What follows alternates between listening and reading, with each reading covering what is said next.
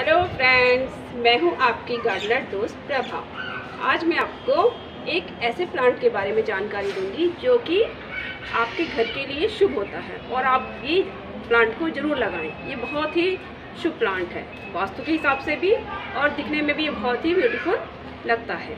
मैं आपको इसके बारे में जानकारी देती हूँ कि इसे किस प्रकार लगाया जाता है और ये आपको कितने लगाने चाहिए। ये सिंगल प्लांट आपको नहीं लगाना चाहिए, ये आपको जोड़े में लगाना चाहिए। और ये कौन सा प्लांट है? ये है विद्या का प्लांट, यानी कि थूजा का प्लांट। थूजा यानी कि मोरपंखी का प्लांट। आपने पुराने ज़माने में देखा होगा कि बच्चे क्या करते थे, मोरपंखी का यानी कि इसी के प्लांट के एक ब्रांच को अपने कॉपी के अंदर रखते थे ताकि उनको विद्या आए। कॉपी के अंदर या बुक के अंदर रखते थे और वो उनका ये मानना था कि इससे क्या होती है, विद्या आती है। पुराने ज़माने के लोगों का ये मानना था कि इससे बच्चों को विद्या आती है। तो इन सब चीज़ों के पीछे कुछ ना कुछ लॉजिक तो होता ही है।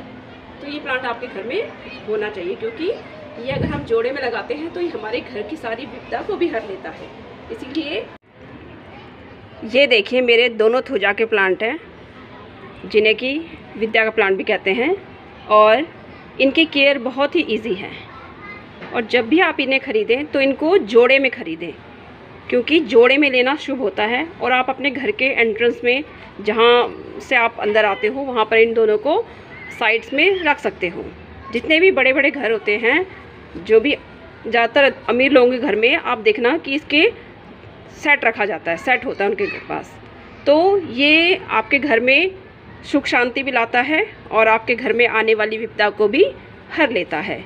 और धन संपत्ति ये सब आपको इनसे प्राप्त होती है, ऐसा मानना है। और ये मैं भी मानती हूँ, क्योंकि मैंने भी इसके चमत्कार देखे हैं।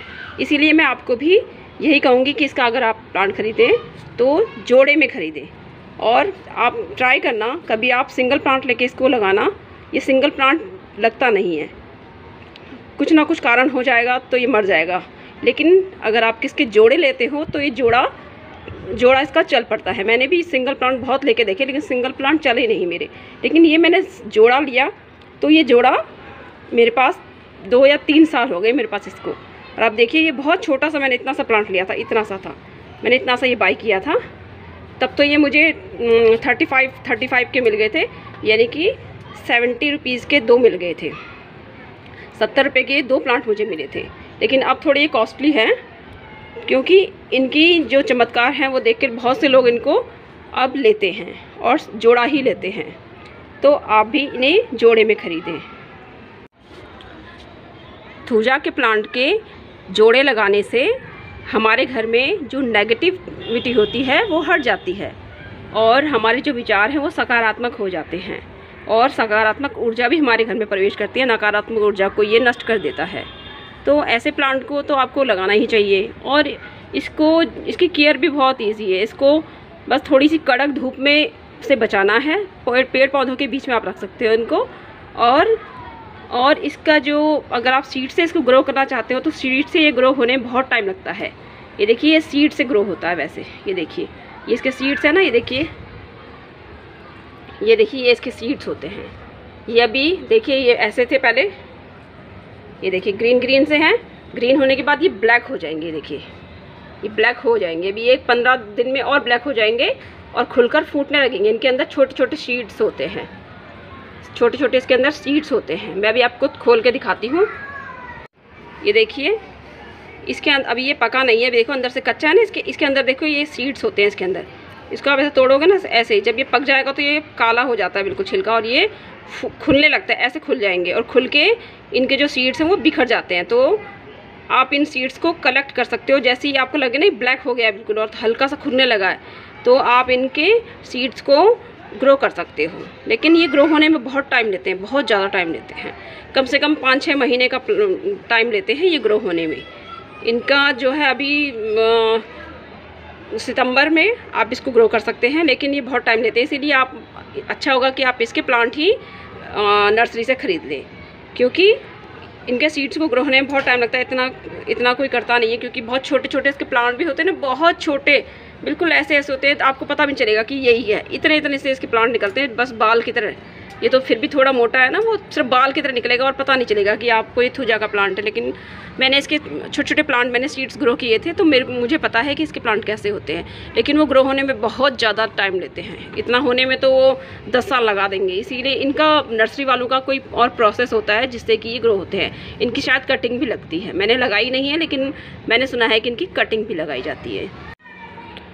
थूजा का प्लांट आप जब भी बाय करने जाएं तो इसमें 2 प्रकार के प्लांट होते हैं थूजा के। एक होता है फर्स्ट स्टैंडर्ड का और एक होता है सेकंड स्टैंडर्ड का।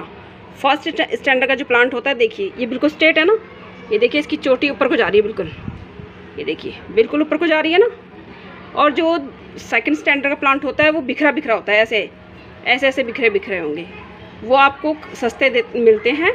लेकिन जो स्टैंडर्ड के प्लांट हैं वो थोड़े हाई रेट में होता है, ज़्यादा नहीं, हाई रेट भी 40-50 रुपये अधिक होता है। लेकिन प्लांट के हिसाब से नहीं, छोटा प्लांट लोगे तो लो प्राइस में मिलेगा, लेकिन थोड़ा बड़ा लोगे तो, क्योंकि इसको बढ़ने में भी थोड़ा टाइम लगता है, और बड़ा प्लांट लोगे तो उसका कॉस्ट प्लांट की साइज़ के हिसाब से होता है। तो आपको ये भी ध्यान रखना है कि स्टैंडर्ड जो होता है, स्टैंडर्ड प्लांट जो होता है थूजा का, वो ऐसे देखो, ये देखिए ये स्टैंडर्ड प्लांट है, ये देखिए बिल्कुल नोक बिल्कुल ऊपर तक जा रही है ना ऐसे। और जो सेकंड स्टैंडर्ड का प्लांट होता है वो ऐसे लटका होता है ऐसे, और वो देखने में अच्छा भी नहीं लगता, वो बहुत गंदा लगता है। और इसकी जो है आप रेनी सीजन में कटिंग करते रहें, गोल गोल आकार को देते रहें। मैं आप दूंगी क्योंकि अब रेनी डे स्टार्ट होने वाले हैं, हो गए हैं कहीं कहीं पर, लेकिन यहाँ पर रेन अभी नहीं पड़ी है। मैं दिल्ली में रहती हूँ तो यहाँ पर अभी रेन बहुत कम हो रही है। जब जैसे ही रेन स्टार्ट होगी तो मैं इसको एक गोल कटिंग कर दूँगी ताकि ये बहुत ही ब्यूटीफुल दिखे। और इसकी कटिंग भी ज़रूरी होती है, जितना आप काटोगे इसको वहीं से ये 2-2 ब्रांचें निकालेगा। और थूजा प्लांट की मिट्टी वेल ड्रेन होनी चाहिए। इसमें आप cocopeat half part cocopeat, half part मिट्टी और हाफ पार्ट रेत ले सकते हो। और आप लीफ कंपोस्ट भी इसमें एक गमले में 2 या 3 मुट्ठी डाल सकते हो। और इसकी जो मिट्टी है वो मॉइस्ट रहनी चाहिए, बिल्कुल ड्राई नहीं होनी चाहिए। ड्राई होते हैं तो इनके लीव्स जो हैं वो जलने लगते हैं। मेरा देखिए ये दिन भर धूप में पड़ा रहता है ऊपर, और 3rd फ्लोर है मेरा। 3rd फ्लोर में मैंने इस प्लांट को रखा है और इनको मैंने पेड़ पौधों के बीच में रखा है, इसीलिए इनके देखिए कहीं से भी टिप जली नहीं है। और इसकी मिट्टी मॉइस्ट रहती है, हल्का सा इसमें नमी होनी ज़रूरी है। जैसे ही आपको लगे कि ये सूख रहा है तो इसको जो समर में मॉर्निंग में और इवनिंग में पानी आप ज़रूर दें। और यही इसकी केयर टिप्स हैं। आप इसको 5-6 घंटे की धूप मिले, लेकिन बिल्कुल कड़क ना, साइड में इसको पेड़ पौधों के बीच में रख दें। तो अगर ज़मीन में अगर ये होता तो ये बहुत बड़ा प्लांट भी बन जाता है, बहुत बड़ा, यानी कि इसका जो प्लांट है वो ग्रो भी बहुत करता है, क्योंकि जितना ये ऊपर को ग्रो करता है उतना ही इसकी जड़ें नीचे भी ग्रो करती हैं। तो इसीलिए आप इसका गमला इसकी जो प्लांट के साइज़ के हिसाब से छोटा बड़ा ले सकते हैं। प्लांट छोटा है तो छोटे गमले में रखें, और जैसा ही बड़ा होता है तो आप इसका गमला भी बड़ा करें। और अगर ज़मीन में लगा हो तो इसको फुल धूप से भी कोई प्रॉब्लम नहीं होती है, ये फुल धूप में भी आराम से चल जाता है। लेकिन गमले में आपको थोड़ा मिट्टी कम होती है ना, क्योंकि तो ध्यान रखना पड़ेगा कि इसमें जो नमी बनी रहे, नमी होनी चाहिए। और बताइएगा आपको कि मेरे थूजा के प्लांट में जानकारी आपको कैसी लगी। अगर आपको किसी भी प्लांट के बारे में कोई जानकारी चाहिए तो आप कमेंट बॉक्स में मुझसे पूछ सकते हैं, और आप कौन सा वीडियो मुझसे चाहते हैं कि मैं बनाऊं, आप मुझे वो भी कमेंट कर सकते हैं। तो आपको मेरा वीडियो कैसा लगा प्लीज़ बताइएगा, और मेरे चैनल को लाइक और सब्सक्राइब भी कर दीजिएगा। Thank you, bye.